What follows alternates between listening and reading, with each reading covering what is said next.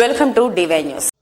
వికారాబాద్ జిల్లా పూడూరు మండల పరిధిలోని శ్రీ దామగుండం అటవీ ప్రాంతానికి చాలా దూర ప్రాంతాల నుండి రోజూ వచ్చిపోతుంటారు. నావీ రాడార్ కోసం ప్రస్తుతం ఉన్న కాంగ్రెస్ ప్రభుత్వం అనుమతి ఇవ్వటం వల్ల దామగుండం అటవీ ప్రాంతం విధ్వంసానికి గురి కావటం జరిగింది.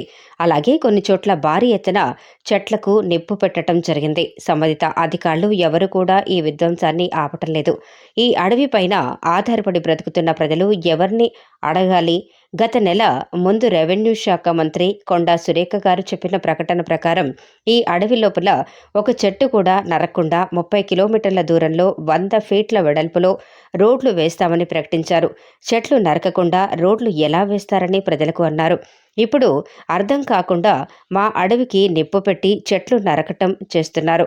కోవిడ్ మహమ్మారి సమయంలో 400 రూపాయలు ఉన్న ఆక్సిజన్ సిలిండర్ను 3000 రూపాయలకు ప్రజలు కొన్న సంగతి అందరికీ తెలుసు. నిప్పుకు బూడిదైన వేలాది చెట్లు. ఇందువలన ఆక్సిజన్ ఎన్ని కోట్ల రూపాయలు ఆక్సిజన్ మనకు నష్టమైంది. ఎందుకు అధికారులు పట్టించుకోవటం లేదు? బూడిదకు పాలవుతున్న అటవీ ప్రాంతంలో వచ్చేస్తున్న భస్మాసురుడైన ఇంకా నేవీ ఆర్డర్ అలాగే WHO ప్రపంచ ఆరోగ్య సంస్థ సర్వే ప్రకారం సర్వే ద్వారా తెలిసింది. ఏమనగా ముఖ్యంగా వాళ్ళు చెప్తున్న విషయం ఏమిటంటే ఈ యొక్క ప్రదేశంలో మానవులు కానీ అలాగే సూక్ష్మజీవులు కానీ ప్రాణజీవులు కానీ ఎలాంటి జీవులు నివసిస్తున్నా వాటికి ముఖ్యంగా అందవలసింది ఆక్సిజన్.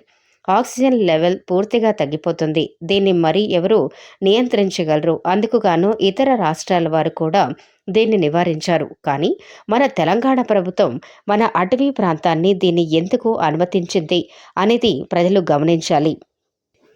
భయంకర రోగాలు వచ్చి బాధపడకముందే ఈ ప్రాజెక్టు నిజానిజాలు మాకు చెప్పండి. ఇష్టం ఉన్న వాళ్ళు ఉంటారు, ఇష్టం లేని వాళ్ళు ఎక్కడికైనా దూరం వెళ్ళి బ్రతికే అవకాశం ఇవ్వటం మాకు అని అధికారులను ప్రజలు వేడుకుంటున్నారు.